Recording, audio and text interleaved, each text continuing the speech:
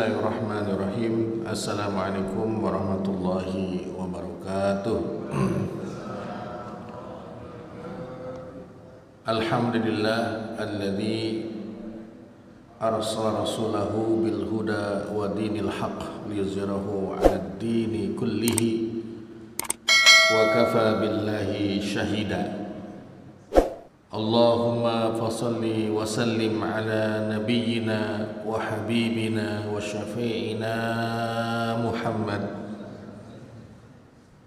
wa huwa an-nabiyyu al-mustafa wa ala alihi wa ashabihi ahli sidqi wal wafa.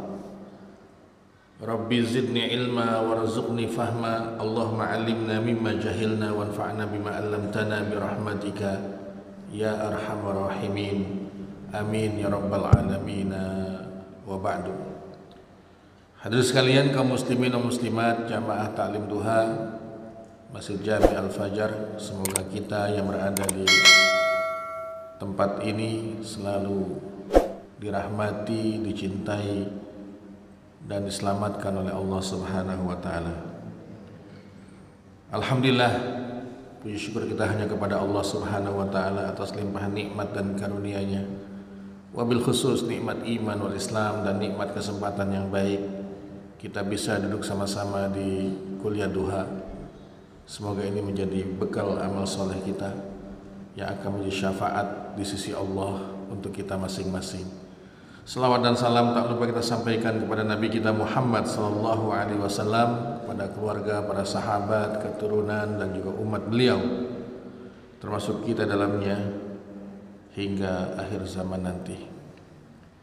Tema kita dalam kajian Saqafah Islamiyah dalam kajian pekan keempat ini tentang pengertian fatwa dan kedudukan dalam fikih Islam. Kenapa kita angkat tema ini? Sebab berkaitan dengan penyikapan kita terkait perbedaan isbat ya, Idul Adha. Idul Adha di kita ini akan jatuh tanggal 29 Juni, yaitu hari Kamis. Sedangkan di Arab Saudi itu jatuh pada tanggal 28 Juni salat Idnya. Ada perbedaan dalam pelaksanaan salat Id, ada juga perbedaan berkaitan dengan puasa Arafah tanggal 9. Maka secara hukum fikih kita harus punya landasan yang kuat. Ini saya ikut yang mana? Ikut kebijakan Saudi, sedangkan kita tidak berada di Saudi ya. Tidak berada di Saudi Arabia. Kita berada di Indonesia secara domisili atau tempat tinggal. Sangat mudah bagi kita ya bertanya kepada kawan tetangga yang sedang haji, wukufnya kapan, kan itu. Yang namanya wukuf pasti tanggal 9 Zulhijjah. Di mana jamaah haji wukuf, kita yang tidak haji disunahkan untuk berpuasa Arafah.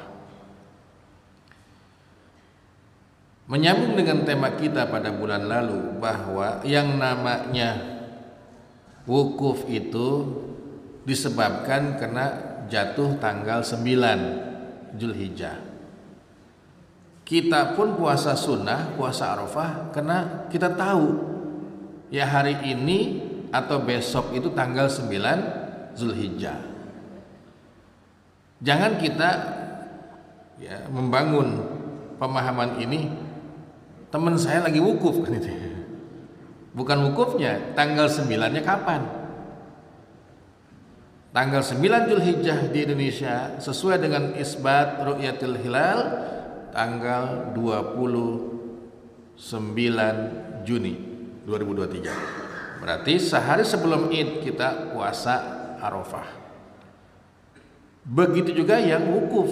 Kenapa mereka wukuf? Sebab jatuh tanggal 9 Zulhijjah. Nah, ini ada dua pendapat ya. Kalau ditanya yang lebih bagus ngikutin yang mana? ngikuti ketetapan ahlul balad.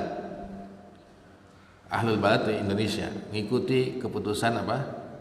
Kementerian Agama. Ya.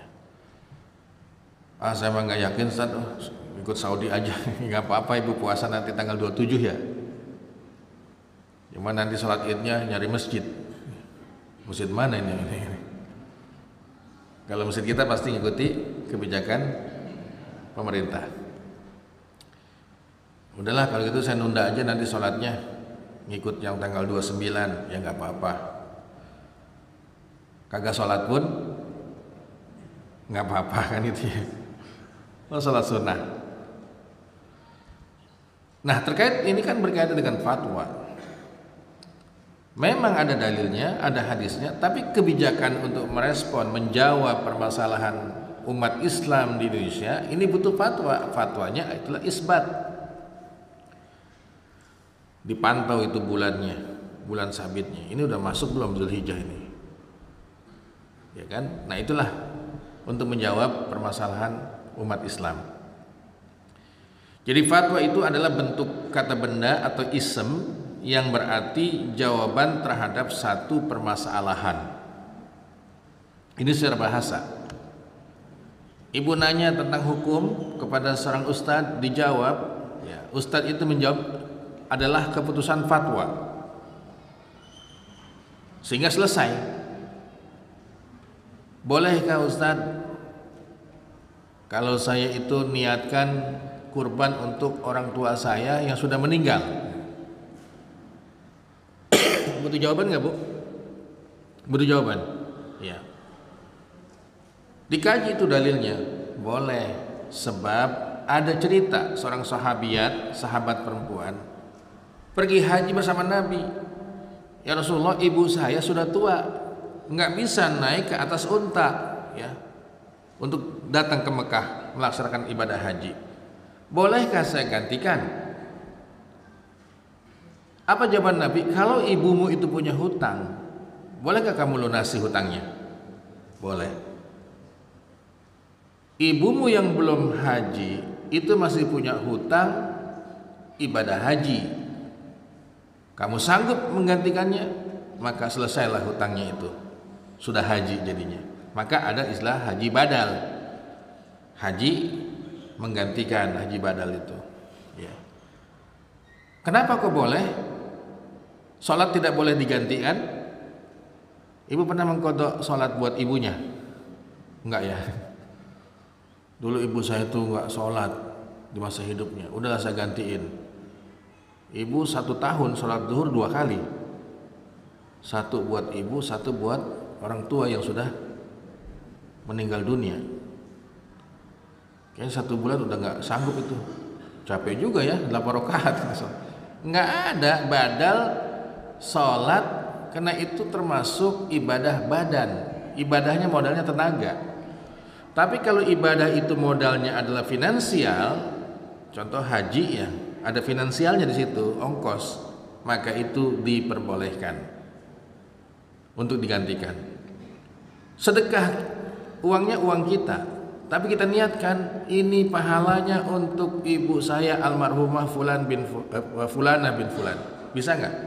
Bisa, karena ini ibadah pakai biaya gitu loh, finansial. Maka ulama fikih membagi ibadah kepada 2, ibadah badaniyah dengan ibadah maliyah. Termasuk kurban itu ibadah maliyah, ya, yang modalnya itu finansial. Wal istifta adalah mencari jawaban untuk suatu permasalahan atau problema. Ayatnya di surah An-Nisa 251. Wa yastaftunaka fin nisa. Mereka minta fatwa tentang hukum-hukum yang berkaitan dengan wanita. Maka makna istifta di sini adalah yatlubuna minka tabyinal muskil minal ahkam. Mereka memohon kepadamu ya Muhammad penjelasan tentang muskil, sesuatu yang menjadi masalah berkaitan dengan hukum, ya. Contoh kalau ada orang meninggal kita diminta untuk menangis dikasih upah, boleh nggak Bu? Boleh. Ya kan ada dalam tradisi ya, agama lain ya di Indonesia itu orang tuanya meninggal terus ada kuli nangis gitu. Secara keinginan kita mau, kenapa? Karena dapat duit kan itu, dapat uang. Tapi secara hukum Islam ya nggak boleh. Gitu. Ini termasuk yang ada dalam ayatnya, kalimat istifta. Amma ta'riful fatwa istilahan faqad arafahal ulama bi ta'rifat adidah minha. Jadi banyak definisi fatwa itu secara istilah. Contoh Imam Al-Qarafi dalam kitabnya Al-Furuq yang mendefinisikan fatwa adalah pemberitahuan tentang hukum Allah Subhanahu wa taala dalam satu komitmen ya, kesungguhan dalam beramal atau pada hal yang mubah. Hal-hal yang dibolehkan. Kita kepengen boleh enggak ini? Bolehkah saya melakukan ini atau tidak boleh?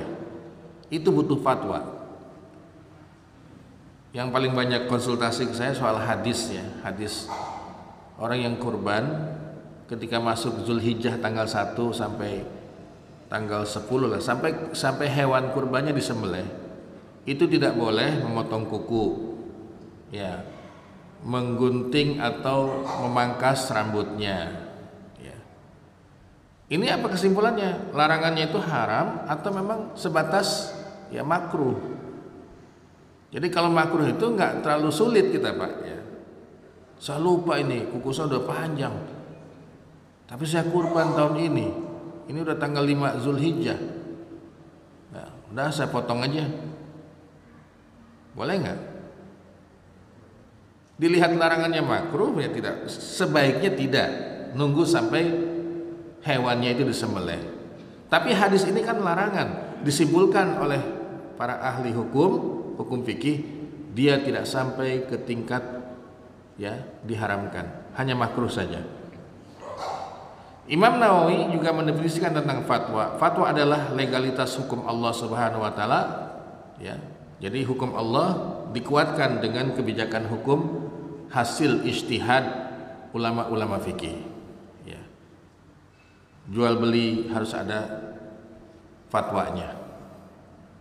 Apalagi ya, muamalah soal ibadah yang berkaitan dengan tambahan-tambahan hari ini itu pun termasuk butuh fatwa. Kemudian yang berikutnya adalah fi syarhil muntaha tabyinul hukmi syar'i an dalil liman sa'ala anhu. Fatwa adalah penjelasan tentang hukum syariah berdasarkan dalil yang berkaitan dengan sesuatu permasalahan. Bapak punya masalah apa? Bingung kan ya? Boleh apa kagak? Maka ini dijelaskan sehingga iskaliyat itu, kerancuan itu tidak ada lagi. Contoh gini, bicara manasik haji, tempat miqat itu udah ditentukan, tempat kita niat. Bagi penduduk Yaman, termasuk kita Indonesia ini ikut orang Yaman, miqatnya di mana? Yalamlam tempatnya itu. Jadi bukan di asrama haji, apalagi di Bandara Suta, belum waktunya. Niatnya itu di mana? Di Yalamlam. Cuman Yalamlam ini posisi kita masih berada di dalam pesawat. Sedangkan niat ya ihram itu, niat umroh itu harus dalam keadaan wudu ya, suci, melaksanakan sholat sunnah ihram 2 rakaat ya. Ini sangat sulit. Kita wudu di mana? Paling tayamum. Maka dikasih pilihan, kalau ingin mengamalkan hukum asli ngikuti sunnah Rasul ya di Yalamlam. Tapi difatwakan bahwa Bandara Jeddah itu bisa dijadikan tempat miqat. Penduduk Jeddah itu kalau mau ke Mekah, dia niat dari mana? Dari rumahnya, tempat miqatnya itu. Nah ini fatwa-fatwa yang terus dikembangkan. Ada lagi Qarnul Manazil, ada lagi namanya Bir Ali, Zulhulaifah di mana? Di Madinah. Jadi orang Madinah kalau mau ke Mekah dia harus singgah dulu di Bir Ali atau Zulhulaifah. Ada 4 titik dalam sunnah Rasul ketetapan sebagai tempat manasik haji itu. Permulaan kita niat. Ya. Nah, akhirnya kebanyakan jamaah Indonesia itu ya ngambil niatnya di mana? Di Jeddah. Ya di Jeddah. Itu bagi gelombang 2 ya. Gelombang 2 kan langsung ke Mekah. Tapi kalau ke Madinah ya pasti singgah di Bir Ali, Zulhulaifah itu. Ya. Maka fatwa inilah dikembangkan melalui dalil-dalil yang ada. Fatwa adalah penjelasan hukum syariah dengan adanya pertanyaan ataupun tanpa adanya pertanyaan dalam rangka merespon kondisi tertentu. Masalah kita itu diambil darah kita ya, didonorkan, disumbangkan. Udah jelas hukumnya boleh. Kenapa? Di situ ada kebutuhan bagi pasien. Tapi kalau kita punya organ satu-satunya ini, yang itu kebutuhan hidup kita, ginjal dijual, boleh nggak Bu? Ini susah amat hidup saya ini, ya udah saya jual ginjal aja sebelah gitu. Boleh dan tidak bolehnya berkaitan dengan fatwa ulama. Maka jangan kaget ketika Majelis Ulama Indonesia cabang Gorontalo itu memfatwakan wanita yang sudah bersuami haram hukumnya menjadikan fotonya sendiri itu sebagai profil, apakah itu di WhatsApp, di Instagram, padahal dia sudah punya suami. Bisa jadi di medsos ini kan orang ngelihat, wah ini nih, saya japri nih gitu ya.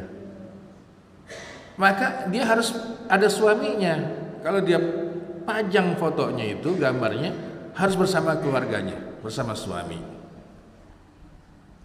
Karena banyaknya masalah-masalah ini dalam dunia sosial, ya medsos. Akhirnya difatwakan. Di India juga sama, majelis fatwanya mengharamkan ya para pengguna handphone ketika ada yang nelpon itu menggunakan ayat-ayat Quran. Mungkin bagi kita yang awam, wah ini mah Islami kan ayat gitu. Ada yang nelpon langsung ayat ya didengungkan. Atau kalimat tahlil la ilaha illallah ataupun selawat pada Nabi. Tapi ingat, yang namanya Quran berhentinya harus tepat, karena ada hukum namanya al-waqf, waqaf ya, berhenti. Tidak pas berhentinya berarti salah maknanya itu. Tahlil dibaca sampai la ilaha illallah. Kalau HP-nya bunyi baru la ilaha dipencet ya, maka itu beda artinya. Apa la ilaha? Tidak ada Tuhan. Coba. Bisa kita disiplin kalau orang telepon itu sampai la ilaha illallah. Kalau nggak bisa menjaga itu berarti ini bahaya. Ya. Jadi orang awam menganggapnya ini Islami. Ya. Yang diislamkan itu bunyi-bunyi HP-nya gitu ya.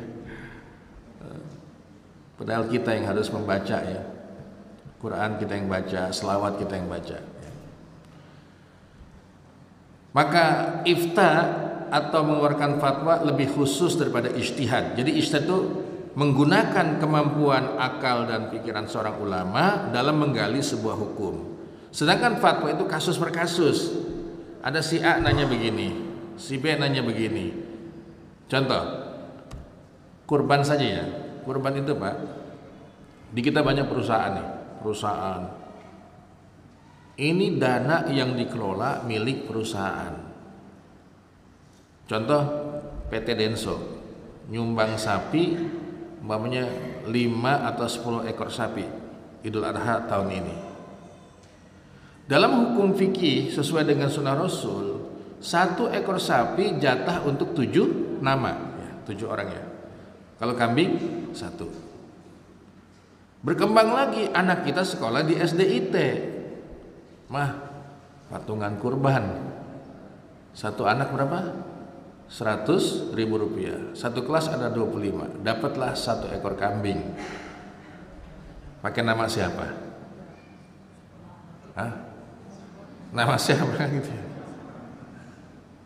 Ini butuh kebijakan hukum. Fikihnya harus dikembangkan, harus ada kepastian, boleh apa enggak? Kita lihat hadis Nabi SAW ketika menyembelih hewan kurbannya. Bismillahi Allahumma hadza minka walaka udhiyati uhdi li ahli baiti wa li ummati allati lam tudahi. Ya Allah, ini hewan darimu, aku sembelih semata-mata niatnya untukmu billahi ta'ala, sebagai hewan sembelihanku, aku hadiahkan pahalanya untuk semua anggota keluargaku dan bagi umatku yang belum sanggup atau belum bisa berkurban. Jadi masalah ngitung 7 nama, 1 nama untuk kambing itu nggak terlalu penting, Pak. Yang penting kan pahalanya kebagian gitu ya. Berarti tadi patungan kambing itu di satu kelas, ya udah dihadiahkan aja pahalanya untuk orang Islam. Jepang dia punya perusahaan, boleh nggak sapinya itu diniatkan kurban untuk nama orang Jepang yang non Muslim? Ya nggak boleh, karena syaratnya kurban itu Muslim, orang Islam gitu. Nah pertanyaannya Bapak Ibu sekalian, bila ada ya di lingkungan kita ini dia bukan orang Islam ngasih hewan ke DKM, ditanya kenapa Pak? Ya saya mah senang aja, ini kan ada manfaatnya buat masyarakat. Ini saya beli kambing, tolong disembelih. Ada kejadian satu masjid Pak, nanya ke saya, gimana Ustaz, diterima nggak? Ya terima Pak, udah nggak apa-apa. Nanti niatnya buat siapa? Buat orang Islam yang belum sanggup atau belum bisa berkurban, selesai sudah. Karena diniatkan untuk orang yang beli hewan itu, ya nggak bisa. Ya. Jadi jangan ditolak nanti kok susah amat gitu ya kita beragama ataupun muamalah dengan sesama itu. Ya. Makanya di dalam hukum Islam itu soal daging kurban itu kan di dalam kitab-kitab fikih sebaiknya dibagi 3, Pak. Dibagi 3 porsi, sepertiganya untuk yang berkurban dan keluarganya bisa menikmati, sepertiga lagi bisa disedekahkan kepada fakir miskin, sepertiga lagi adalah dihadiahkan. Nah bicara hadiah ini lebih leluasa. Orang yang mampu beli daging dalam kehidupan kesehariannya boleh dikasih nggak daging kurban? Boleh. Apakah sedekah namanya? Bukan, itu hadiah. Lebih luas lagi, ini di lingkungan kita, mohon maaf ya Pak, ada warga mamanya ya secara keyakinan tidak sama dengan kita, beda agama. Bolehkah dikasih? Boleh, hadiah. Boleh semua itu, maka kebijakan fikih jadi mudah. Ini butuh fatwa.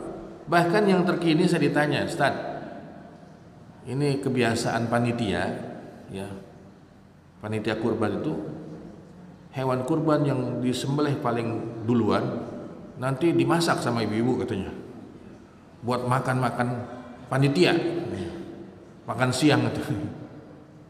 Nah saya kan buat disedekahkan kepada fakir miskin. Saya bilang nggak apa-apa Pak hukumnya. Jangan melihat Idul Adha itu cuma hadisnya nyembelih hewan, bukan. Ada hadis pelengkap kata Nabi, Idul Adha yaumu aklin wa syurbin li ummati. Idul Adha adalah hari pesta makan dan minum bagi umatku. Maka harus makan-makan. Ya. Jadi selesai fatwanya itu. Enggak apa-apa, hewan yang duluan disembelih disiapkan untuk makan bersama dengan panitia dan jamaah untuk makan siang. Ya. Berkembang lagi dalam masalah fikih kurban ini. Ini kulitnya boleh dijual apa kagak kan gitu. Kulit Pak, kulit sapi, kulit domba boleh nggak dijual? Boleh. Karena ukurannya di dalam kurban itu adalah dagingnya. La yanalullahu luhumaha wala dima'aha. Allah tidak mendapatkan dagingnya dan tidak mendapatkan darahnya. Walakin yanaluhu taqwa minkum. Allah ingin mendapatkan dari kita ketakwaan. Daging disebutnya, ya. Ya cuman tinggal dikhususkan bahwa penjualan kulit-kulit hewan kurban itu diserahkan fi sabilillah, yaitu untuk masjid.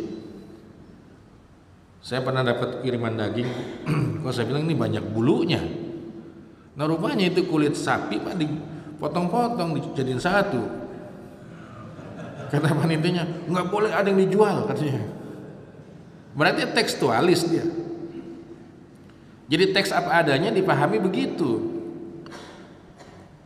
Makanya fatwa ini harus dikaitkan dengan sejarah hukumnya. Subhanallah nih kalau kita pegang hadis ini Pak nih. Kata Nabi tidak boleh ada yang menyimpan daging kurban itu di atas hari tasyrik. Hari tasyrik kapan selesainya? Tanggal 13 Zulhijjah. Waktu itu pertama kali Allah menurunkan surah Al-Kautsar itu. Fasholli li rabbika wanhar. Di tahun pertama kata Nabi jangan ada yang menyimpan daging kurban di atas hari tasyrik. Semakin kesini semakin banyak sahabat yang berkurban, nambah banyak daging kurban itu. Nabi ganti hadisnya, kebijakan hukumnya. Adapun mulai saat ini silahkan makan, silahkan simpan, silahkan sedekahkan. Ini bisa kita simpulkan, boleh nggak nih yang kebanyakan dapat jatah terus dijual? Kulkasnya udah nggak muat, saya mau jual dagang apa? Jual daging nih, daging apa? Daging kurban, nggak boleh Pak. Makan, simpan, atau sedekahkan. Kalau ada modus mustahik begitu, dosanya dia yang nanggung. Berikan kepada orang lain yang butuh, disedekahkan, dikasih lagi Pak. Nah ini luar biasa kalau nggak dinasakh, nggak dihapus hadis pertama. Bingung kita ngabisin daging. Pasti cek tensinya tinggi semua nih. Nggak boleh makan daging kurban setelah hari tasyrik gitu. Nah ini butuh fatwa semuanya, sehingga kita ada kepastian hukum. Fatwa dalam pandangan Ibnu Qayyim Al-Jauziyah adalah pernyataan yang disampaikan oleh seorang mufti tentang persoalan agama yang belum diketahui hukumnya. Tugas seorang mufti pada dasarnya sama dengan seorang mujtahid, yaitu mencurahkan seluruh potensi pikirannya untuk membahas masalah keagamaan. Ya.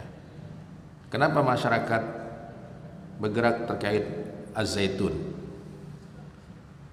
Karena ada fatwa dari MUI, ini sesat atau tidak sesat? Ukurannya apa? Ya, pandangan Quran dan Sunnah yang dipahami oleh kelompok ahlu sunnah wal jamaah yang Nabi jamin keselamatannya. Bukan kebebasan beragama, bukan. Menamakan Islam ada konsekuensi. Quran ada ulumul Quran, hadis ada ulumul hadis, fikih ada usulul fiqh.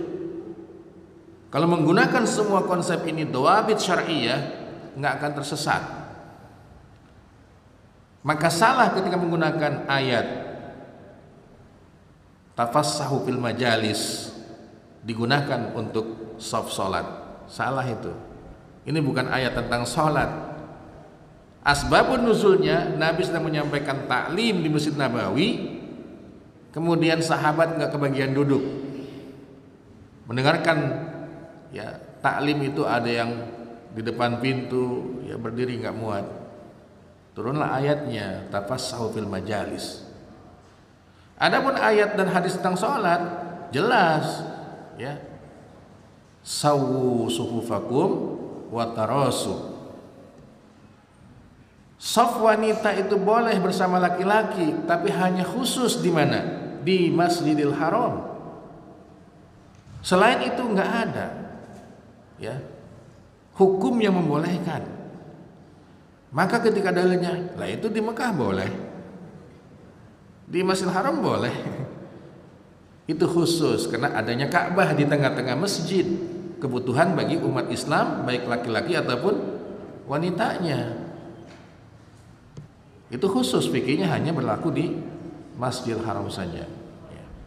Ini penting untuk menjelaskan fatwa-fatwa ini. Benda gitu kan ya nyeleneh itu mah. Ya, mazhab siapa yang Bapak pakai ini? Ini nanti kalau sejawab tambah aneh lagi katanya. Lo bukan ahli fikih yang diikuti gitu.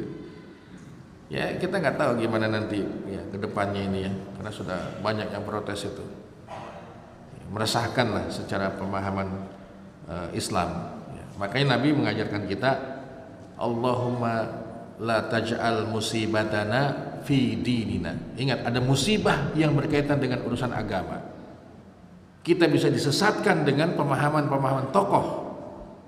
Dia seorang tokoh, ngaji ilmu agamanya jelas, lama, tetapi dia aneh dalam pemahamannya.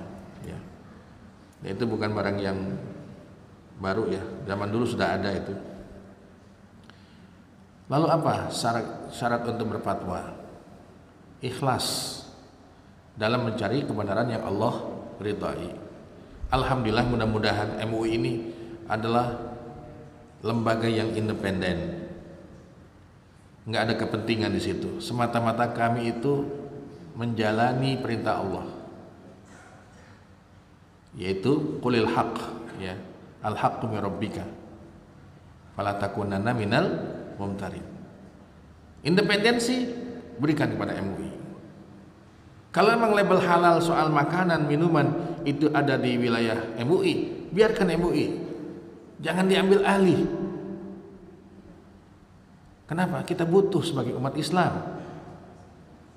Nanti kerjasama dengan BPOM kan gitu ya, BPOM.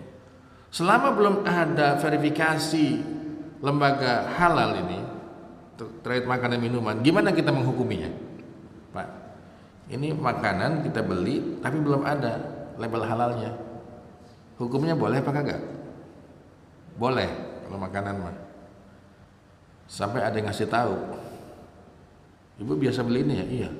Itu mah ada unsur babinya, Bu. Baru jangan dibeli, Bu. Yang kemarin dosa kagak? Kagak gitu. Kenapa? Al-muamalah itu awalnya boleh sampai ada bukti-bukti dalil yang mengharamkan gitu. Beda dengan ibadah. Kalau ibadah jangan dikerjakan dulu sampai ada dalil yang memerintahkan. Ya. Saya pernah sampaikan tema tentang sirah Nabi. Nabi Muhammad SAW pernah menikahkan putri beliau kepada seorang laki-laki jahiliyah. Loh, kok bisa, kan dia seorang Nabi? Ini masalah perkawinan. Fikihnya fikih apa? Muamalah apa fikih ibadah? Muamalah. Jadi selama belum ada ayatnya ya boleh. Ketika turun ayatnya, tidak boleh wanita muslimah menikah dengan laki-laki non muslim, dipanggil menantunya oleh Nabi SAW. Kalau kamu masuk Islam lanjut, kalau enggak sampai di sini. Ya karena belum dapat hidayah dipisah. Nikahlah dengan Utsman radhiyallahu anhu. Kalau nggak salah itu Ruqayyah kisahnya itu. Ya.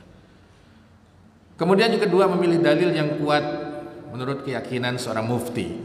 Ya.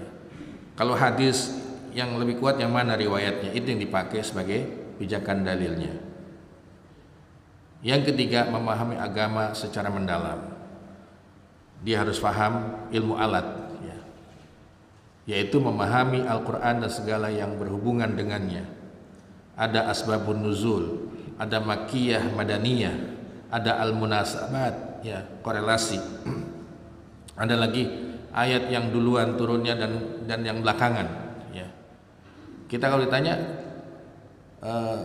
ayat apa yang pertama kali diturunkan, tahu semua itu. Iqra bismi rabbikal ladzi khalaq. Al-Alaq 4 ayat, ya. Terus ayat apa yang paling belakangan diturunkan? Hah? Tahu jawabannya, Bu? Ayat apa ya? Di Al-Baqarah, saya lupa ayat itu ya. Pada hari ini dibalas segala jiwa yang telah apa yang dia usahakan, ya. Nanti saya kasih tahu ayatnya itu. Bisa di searching di Google tuh ayat yang paling terakhir Allah turunkan. Bukan al-yauma akmaltu, bukan. Banyak yang menjawab al-yauma akmaltu lakum dinakum wa atmamtu alaikum ni'mati wa raditu lakumul Islam madina. Ya. Kemudian mengenal posisi ijma dan khilaf. Ijma itu kesepakatan, Ulama sepakat di sini. Di sini tempat terjadi perbedaan. Harus tahu di mana berbedanya para ulama, di mana sepakatnya ya, dalam fikih. Kemudian yang ketiga, memahami ilmu Islam secara sempurna seperti fikihnya, usul fikih, nahu, sharaf, mantiq dan lain-lain. Ingat, ilmu mantiq itu adalah warisan Yunani. Disitulah adanya falsafah. Tetapi ilmu mantiq Yunani inilah diterjemahkan ke dalam bahasa Arab, dan semua ulama-ulama disiplin ilmu keislaman itu bergantung kepada ilmu mantiq, ilmu logika. Dalam fikih ada hukum namanya wajib, ada hukum namanya sunnah, ada hukum namanya haram, ada hukum namanya makruh, ada hukum namanya mubah. Butuh definisi nggak? Butuh. Apa itu wajib? Sesuatu yang diminta oleh Allah Subhanahu wa ta'ala kepada hambanya yang sudah dewasa untuk dikerjakan secara komitmen. Harus dikerjakan, kalau enggak dosa katanya. Kemudian memahami kenyataan, realita yang terjadi di tengah-tengah masyarakat. Tradisi yang baik, kebiasaan yang baik jangan ditentang, jangan. Udah menjadi kebiasaan masalahnya. Ya. Kondangan di Arab sama di sini beda loh, Bu. Di Arab mah nggak ngasih hadiah, enggak, cuma makan-makan aja. Makan-makan aja diundang sama yang sohibul baitnya, sohibul hajat. Di kita ada kebiasaan kalau yang namanya diundang ke tempat walimah yang ngasih hadiah kan gitu. Ngasih hadiah. Ya. Tapi ini kebiasaan yang baik, ya udah jangan dilawan, jangan dibantah. Ya, pakaian orang Islam di Indonesia dengan orang Islam di Timur Tengah beda gitu loh. Makanya jangan kaget kalau ada bos bola itu pakai gamis ya Pak ya. Di mana? Di Emirat gitu. Pakai gamis, pakai sorban, itu ternyata ya bosnya tim sepak bola Pak. Ya. Di kita kalau sudah berpakaian begitu ke masjid jadi khotib. Beda itu. Makanya al-adat muhakkamah. Adat kebiasaan yang baik itu bisa dijadikan sebagai landasan hukum ya, lebih leluasa kita itu. Kemudian memahami, mampu menyimpulkan hukum fikih dari nas Quran dan sunnah Rasul, melibatkan para ahli di bidang ilmu yang membantu keputusan fatwa. Ini terkait kesehatan, panggil dokternya, ahli kesehatan, gimana sih secara ilmiahnya. Kami nanti yang ahli agama, yang ahli dalil Quran dan Sunnah akan memutuskan hukumnya. Seperti itu. Akan memutuskan kebijakan hukumnya. Hari ini kita dilayani oleh mesin, Bapak Ibu sekalian. Masuk tol, tinggal ditempel e-tolnya. Ya kan? Tahu nggak berapa yang dipotong atau debat itu? Tahu? Kalau nanti terjadi manipulasi, komplainnya kemana? Ke mesin. Ini akad manusia dengan mesin, gitu. Satu saat kita nggak butuh pegang uang cash, ya. Pakai apa? QR ya. Kemana-mana itu aja tuh ditempel, ya kan? Apa syaratnya akad menggunakan aplikasi ini? Sedangkan dalam hadisnya transaksi harus satu majlis, transaksi harus sama-sama membawa sesuatu yang akan ditukarkan. Beli sesuatu, dikasih uangnya oleh si pembeli, barangnya dikasih oleh penjual. Itu yang sesuai dengan hukum sunnahnya. Ya dan biyadin, selalu diulang-ulang, ya dan biyadin. Han wahan, han wahan itu kalau bahasa Rasulullah itu artinya ya harus sama-sama cash. Tunai, ya. Kalau nggak tunai terjadi penambahan nanti, apalagi tukar uang. Saya butuh dolar nih mau ke Amerika. Ya nih rupiahnya sekian, saya kasih. Ya. Tapi ditunda ngasih mata uang yang lainnya itu. Besok-besoknya lagi, nggak boleh. Karena akan berubah besok harganya itu. Nah ini sangat penting dalam fikih itu. Jual beli. Ibu-ibu nih kalau tukang sayuran datang ke komplek perumahan, jangan disabotase. Kumpul di depan semua. Ada yang di belakang kagak kebagian.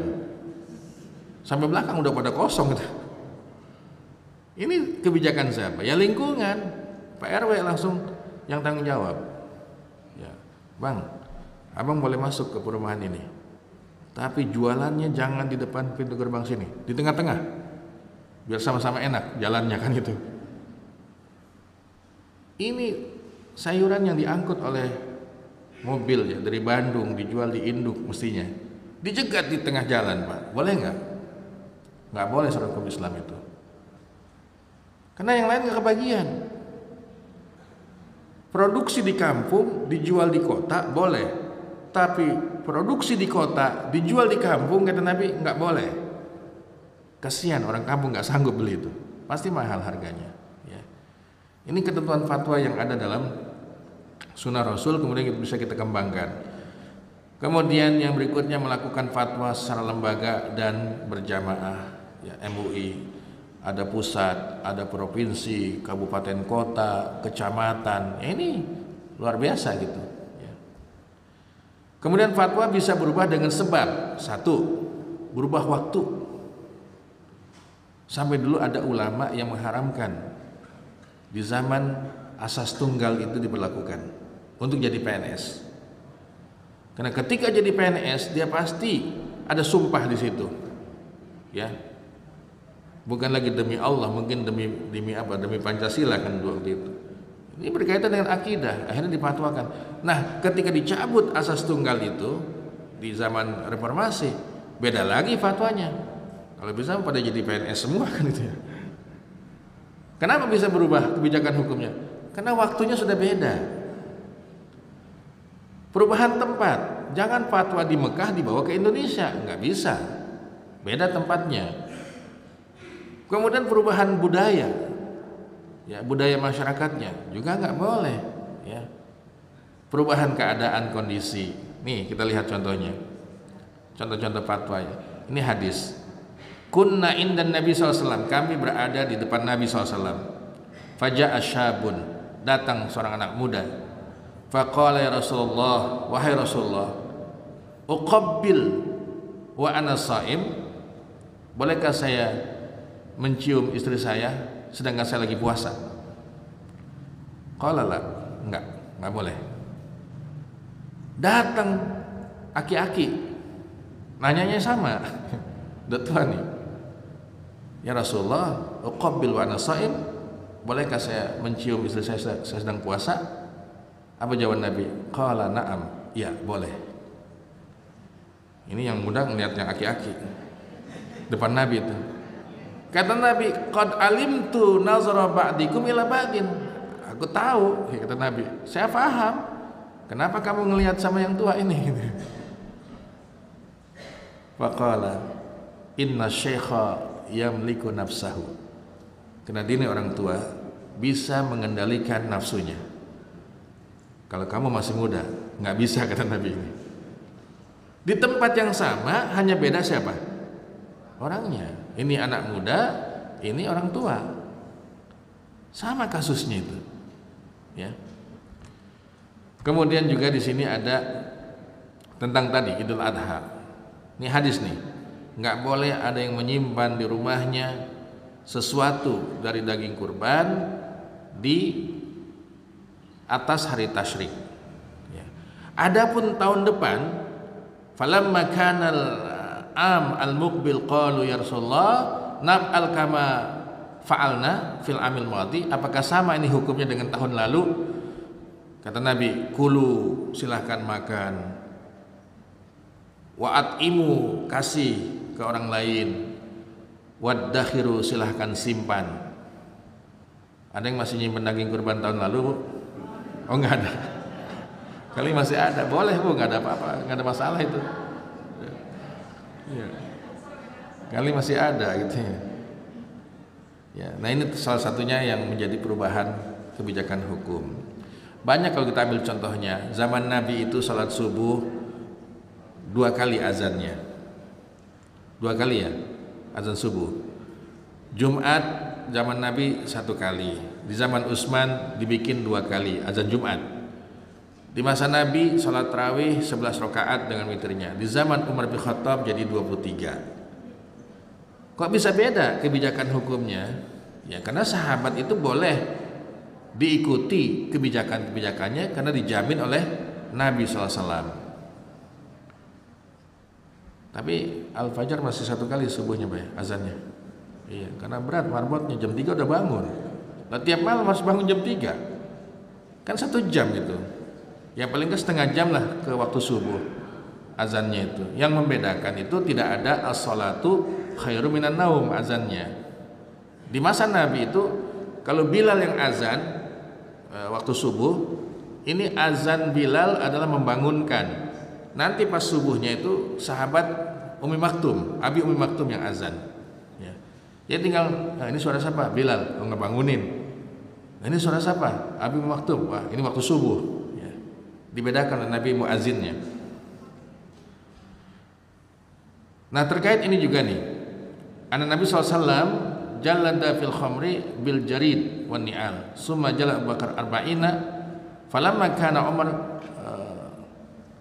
wadana nas min arif wal qura qala ma tarawna fi jildil khamr faqala Abdurrahman bin Auf ara an taj'alha ka akhafil hudud qala fajalid Umar samanina. Jadi kalau pakai sejenis rotan, orang yang mabuk itu dicambuknya 40 kali. Tapi di masa Umar bin Khattab nggak dapet tuh. Yang ada lebih ringan dari rotan, apa ya namanya? Lebih kecil gitu ya. Akhirnya oleh siapa? Umar bin Khattab dibikin 2 kali lipat. 40 jadi berapa? 80 kali gitu. Karena alat pukulnya itu tidak sama gitu ya. Buat menghukum orang yang mabuk itu Pak ya. Akhirnya samanina jaldah itu di zaman Umar bin Khattab, di zaman sebelumnya itu adalah 40 kali. Nah, ini perbedaan masalah kebijakan hukum ya. Saya kira itu Bapak Ibu sekalian, kajian kita tentang fatwa ini sangat penting ya. Bertanyalah kepada ahlinya, Ustadz saya ingin begini, gimana hukumnya ya. Contoh berkaitan dengan fikih kurban saja. Hari ini kan kita bisa transfer Bu, kurban itu. Buat di mana? Di Papua gitu kan, di pedalaman. Ya orang Islam kesian lah di sana, nggak ada yang berkurban. Nah itu hukumnya boleh atau tidak gitu. Ya. Padahal kan kurban harus disaksikan oleh yang berkurban. Ya. Kemudian ini ada pertanyaan, Bapak Ibu sekalian, mohon ya menanyakan di luar tema ini.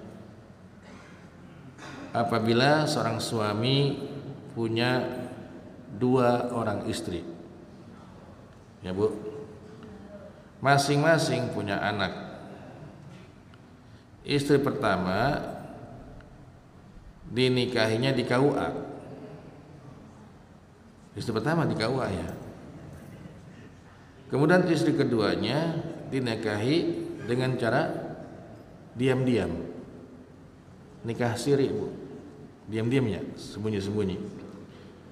Bagaimana ya pembagian hak warisnya? Kalau hak waris mah sama, ini kan hukum pemerintah. Yang satu dapat buku nikah, yang satu kagak dapat gitu ya. Kalau di mata agama sama, karena sah. Selama rukun nikahnya itu ada ya, ada saksi, ada mas kawin, ada yang berakad, ada ijab kabul, ya selesai sah sama. Jadi warisannya harus disamakan. Jangan, wah ini punya catatan, ini nggak bisa ya. Makanya ya harus dibagi secara hukum agama, ya. Itu jawabannya Pak ya. Secara hak waris itu sama. Ini semakin kecil, bisa dibacakan. Saya kacamatanya ketinggalan nih, Ustaz. Apa bantu ya? Isinya Pak. Assalamualaikum warahmatullahi wabarakatuh. Waalaikumsalam. Ada satu orang korban sapi yang memperoleh sepertiga bagian dan kepala sapi diberikan atau dihadiahkan kepada yayasan atau orang yang membutuhkan. Pertanyaan, apakah boleh kepala sapi disedekahkan kepada orang yang membutuhkan atau disedekahkan kepada pesantren? Ya, jazakallah khairan. Yang jelas tidak boleh dijadikan sebagai upah. Untuk siapa? Jagal, nggak boleh. Selama itu disedekahkan, ya, kepada fakir miskin, kepada sebuah lembaga pendidikan agama, itu boleh. Karena niatnya sedekah, wa tasaddaqu. Larangannya hanya dijadikan sebagai upah bagi jagal itu nggak boleh, Pak. Makanya ketika Rasul meminta Sayyidina Ali, ya Ali, pergilah ke sana ke Jabal Kurban, sembelihkan untukku dan jangan kau kasih sedikit pun untuk jagal sebagai upah dari daging kurban ini, kata Nabi. Ya, Sayyidina Ali menjaga hal itu, akhirnya dia mengeluarkan uang khusus sebagai bayaran upahnya. Ya. Makanya setiap yang kurban itu biasanya ada tambahannya, Bu, ya, buat biaya operasionalnya, ya, itu boleh.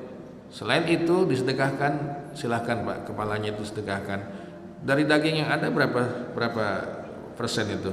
Cuman kepalanya aja itu. Nah, kan kalau 100 kilogram itu dibikin 3 porsi, sepertiga untuk yang berkurban, sepertiga untuk dihadiahkan, sepertiga lagi untuk disedekahkan. Kan sekisaran 34 kilo lah, 33 kilo segitu ya jatahnya yang kurban tuh. Tapi kan kita nggak segitu, Pak, ya. Di DKM juga nggak segitu kan, dibawain khusus ke rumahnya gitu ya, buat dia menikmati. Padahal jatahnya berapa? Sepertiga. Jadi kita jangan berasumsi, wah banyak amat jatah dia. Jadi yang berkurban itu bisa ngasih, Pak, bisa ngasih gitu ke tetangga atas nama dia, bukan untuk disimpan dan dimakan. Saya yakin yang kurban tuh ya, saya mau adalah yang penting ikut sunnahnya aja gitu, untuk menikmati, karena ini sembelihan ibadah kan gitu, ibadah gitu. Jadi yang tidak boleh hanya untuk upah, disedekahkan silakan ya. Wallahu a'lam bishawab. Cukup? Tidak ada lagi, ibu-ibu nggak ada ya. Baik ibu sekalian, bila tidak ada kita cukupkan.